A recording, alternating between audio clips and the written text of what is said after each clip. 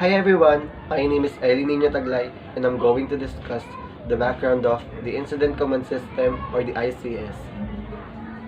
So let's begin in the background or the history of the ICS or the Incident Command System.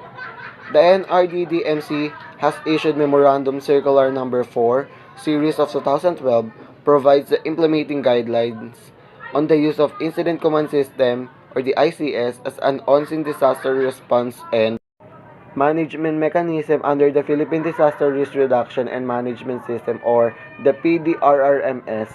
The objective is to provide guidelines to all DRRMCs and other agencies concerned from both government and private sectors on the institutionalization and proper use of Incident Command System as a tool to organize on-scene operations for a broad spectrum of disaster or emergencies, from small to complex incidents, both natural and human-induced. The coverage of the said memorandum shall apply to all DRRMC and other agency concerned, whether government or private, that are responsible for all hazards incident management in their respective areas of jurisdiction. It shall specifically over on scene management of emergency response operations from disaster impact to the immediate emergency response phase of an incident. Priority The objectives of ICS model saving introduced under lives, the ASEAN-US ensuring safety Cooperation of on Disaster responders and Management others, protecting provided a framework for adoption of property and an environment, appropriate and and suitable incident model for stabilization. on-scene disaster response and management system within the AMS respective jurisdictions. At the same time, to facilitate joint disaster emergency response and interoperability among the ASEAN member states. The Incident Command System could also effectively address some persistent issues and problems arising at on-scene level, such as who's in charge on site, especially when the incident involves multi-agency participation and multi-jurisdictional. Too many responders, too many people reporting to one supervisor, unclear lines of authority, no check-in procedures for responders, and unclear incident objectives. Republic Act 10121, Series of 2010, otherwise known as an Act strengthening the Philippine Disaster Risk Reduction and Management System, providing for the National Disaster Risk Reduction and Management Framework and institutionalizing the National Disaster Risk Reduction and Management Plan, has reposed on the Office of Civil Defense the primary mission to administer a comprehensive national defense and disaster risk reduction and management program by providing leadership in the continuous development of a strategic and systematic approach, as well as measures to reduce the vulnerabilities and risks to hazards and management the consequences of disasters. Among the activities that were conducted in the country under Phases 1 and 2 of the program include the following. Phase 1, 2003 to 2005. Introduce of ICS to selected NDC, now known as NDRRMC, member agencies, initial adaptation initiatives to the Philippine Disaster Management System, context and ICS course material adaptation, training of trainers on ICS, and pilot testing of adapted course materials. Phase 2, 2009 to July 2012. ICS Inception Workshop, ICS Instructor Development through the conduct of 6 ICS courses, namely 5-day ICS Basic or Intermediate course, Integrated Planning course, Administration and Finance Section Chief course, Operations Section Chief course, Logistics Section Chief course, and Incident Commander course. Definition of terms: agency administrator or executive or responsible official. The official responsible for administering policy for an agency or jurisdiction, having full authority in making decisions and providing direction to the management for an incident, or chairperson of the RRMC or agency head. The second one is all hazard.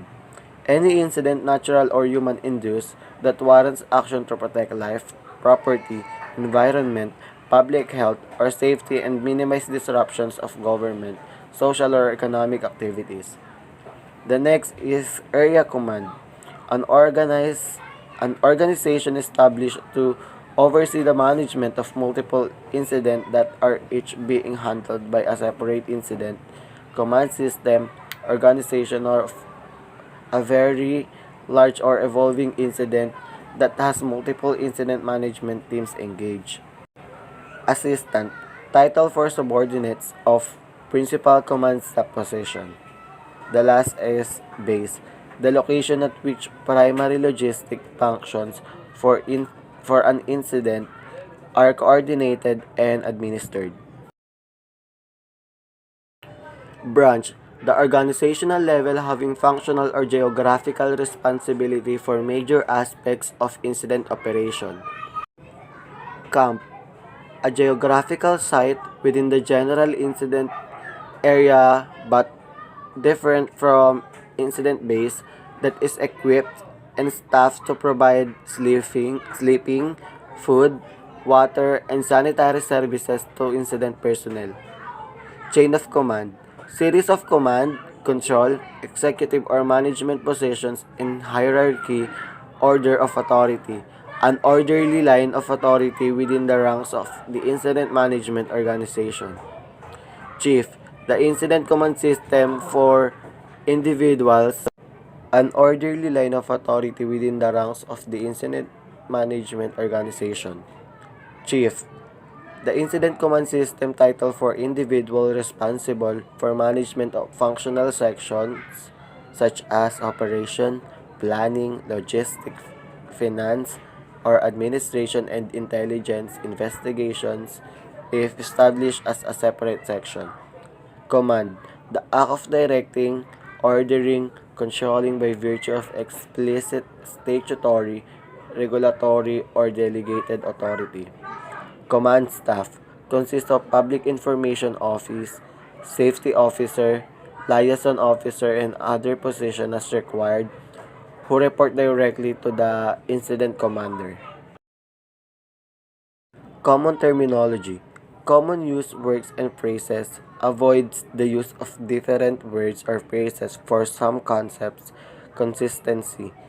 Community consists of people, property, services, livelihood, and environment, a legally constituted administrative local government unit of a country. Coordination, bringing together of organization and elements to ensure effective counter-disaster response. It is primarily concerned with the systematic acquisition and application of resources. Delegation of authority, a statement of instruction given to the incident commander by the agency, executive or responsible official delegating authority and assigning responsibility. The delegation of authority can include objectives, priorities, expectations, constraints, and other consideration of guidelines as needed. Deputy, a fully qualified individual who in the absence of the superior can be delegated the authority to manage a functional operation or perform a specific task. In some cases, a deputy can act as a relief for superior and therefore must be fully qualified in the position. Deputies generally can be assigned to the incident commander, general staff, and branch director. Disaster, a serious disruption of the functioning of a community or a society involving widespread human or material or economic or environmental losses and impacts which exceeds the ability of the affected community or to the public health and safety where the local government and emergency services are unable to meet the immediate needs of the community. An event which the local emergency management measures the insufficient to cope with the hazard, whether due to a lack of time, capacity, or resources, resulting in an acceptable level of damage or number of casualties. Disaster response, the provision of emergency services and public assistance during or immediate after a disaster in order to save lives, reduce health impacts, ensure public safety, and meet the basic subsistence needs of the people affected. Disaster response is predominantly focused on the immediate and short-term needs and is sometimes called disaster relief.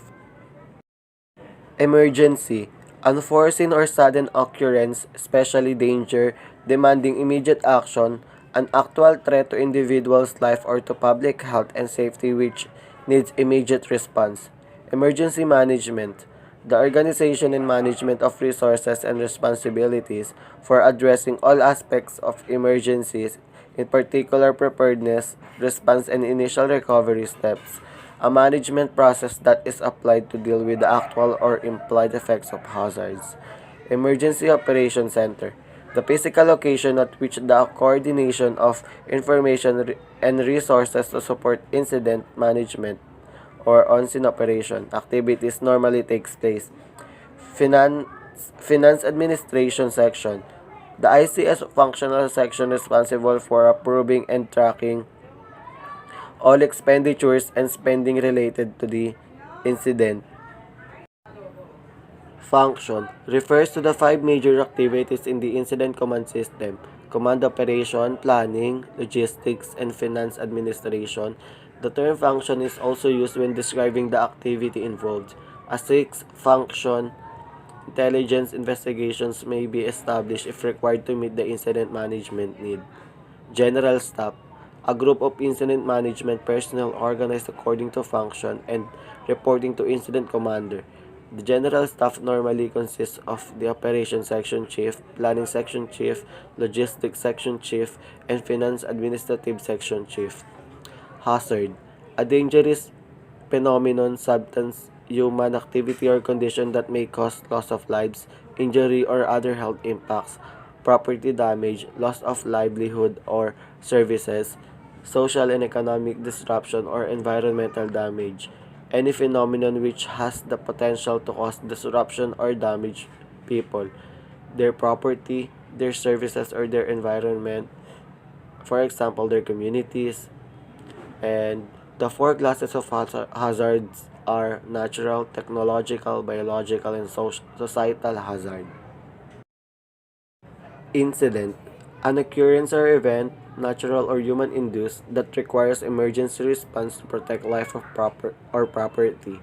Incidents can, for example, include major disaster, emergencies, terrorist attacks, terrorist threats, civil unrest, floods, hazardous material spills, nuclear accidents, aircraft accident, earthquake, tropical storm, tsunamis, war-related disaster, public health and medical emergencies, and other occurrences requiring emergency response. Incident Action Plan or IAP: an oral or written plan containing general objective reflecting the overall strategy for managing an incident. It may include the identification of operational resources and assignments. It may also include attachments that provide direction and important information for management of the incident during one or more operational period. Incident Commander or IC: the individual responsible for all incident activities, including development of strategies and tactics, and the ordering and the release of resources. The IC has overall authority and responsibility for conducting incident operations and is responsible for the management of all incident operations at the incident site. Incident Commander Post or ICP: the field location where the primary functions are performed. The ICP may be co-located with the incident base or other incident facilities. Incident Command System or the ICS is a standardized on-scene all-hazard incident management concept. It allows users to adopt integrated organizational structure to match the complexities and demands of single or multiple incidents without being hindered by jurisdictional boundaries. ICS is non-permanent organization and is activated only in response to disaster or emergencies.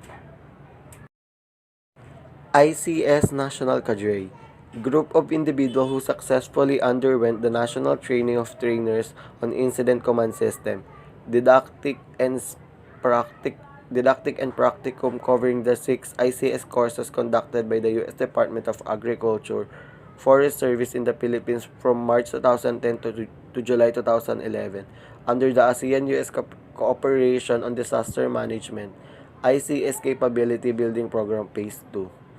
Incident Management Team or IMT. An incident commander and the appropriate command and general staff personnel assigned to the incident. IMTs are generally grouped in 5 types.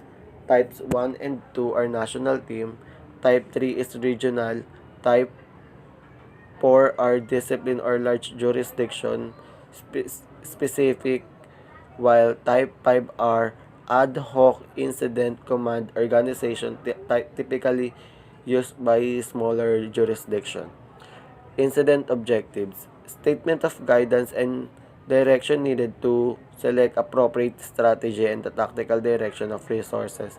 Incident objectives are based on realistic expectations of what can be accomplished when all allocated resources have been effectively deployed. Incident objectives must be achievable and measurable, yet flexible enough to allow strategic and tactical alternatives. Interoperability allows emergency management response personnel and their affiliated organizations to communicate within the across agencies and jurisdiction and via voice, data, or video on demand in real time and when needed and when authorized. Jurisdiction, a range or sphere of authority. Public agencies have jurisdiction at an incident related to their legal responsibilities and authority. Jurisdictional authority at an incident can be political or geographical or functional, enforcement, public health. Liaison officer, a member of the command staff responsible for coordinating with representatives from cooperating and assisting agencies or organizations. Logistics section, the section responsible for providing facilities, service, and material support for the incident. Preparedness, measures taken to strengthen the capacity of the emergency services to respond in an emergency.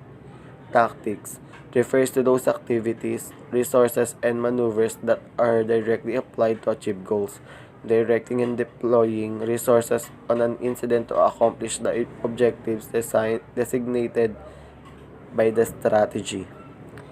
Unified Command or UC, an incident command system management option that can be used when more than one agency has incident jurisdiction or when incident cross political boundaries or jurisdictions. Agencies work together through the designated members of the UC, often the senior person from agencies or disciplines participating in the UC, to establish a common set of objectives and strategies and a single incident action plan. Unity of command, the concept by which each person within an organization reports to one and only one designated person. The purpose of unity of command is to ensure unity of effort under one responsible commander for every objective. Principle of management, stating that each individual involved in incident operations will be assigned to only one supervisor. Basic concepts and principles on ICS. To ensure the standard use and application of ICS, the following basic concepts and principles for on-scene disaster operations are hereby adopted. The first one is the Incident Command System or the ICS. It is a standardized on-scene all-hazard incident management concept. Allows its users to adopt an integrated organizational structure to match the complexities and demands of single or multiple incidents without being hindered by jurisdictional boundaries. ICS is non-permanent organization and is activated only in response to disaster or emergencies. Incidents or events managed by ICS. Disaster caused by natural hazards such as typhoons, floods, earthquakes, volcanic eruptions, and tsunamis. Human-induced crises such as terrorism, hostage-taking, armed conflict situations, and bombing incidents. Accidents such as fires, hazardous material incidents, and traffic incidents. human and animal disease outbreaks, planned events such as fiestas, parades, sport events, conferences, and concerts. Principle and features of ICS: function, command, operations, planning, logistics, finance, or administration. Description: overall responsibility, direct tactical actions, collect data, prepare action plan, provide logistical support, procedure resources, maintain accountability. ICS span of control for any supervisor. Between 3 to 7 subordinates, ideally does not exceed 5 subordinates. The responsible official and the incident commander. Responsible official: chairperson of the NDRRMC or head agency or of organization or office. Provides overall policy, direction, and guidance. Serves as a link to other higher authorities. Delegates authority to incident commander to manage the incident. The incident commander. The incident commander receives authority from the responsible official, establishes objectives based on the overall guidance, establishes the incident management team, and leads the tactical on-scene response operation. Coordination versus command and control. Coordination: the responsible official and the principals from other agencies undertake coordination through making policy decisions, establishing priorities, resolving critical resources, and mobilizing and tracking resources. The command and control: the IC undertakes the following: commanding responders for on-scene operations, controlling and managing the resources deployed tactically on the ground, and reporting progresses and updates on the operations to the RO.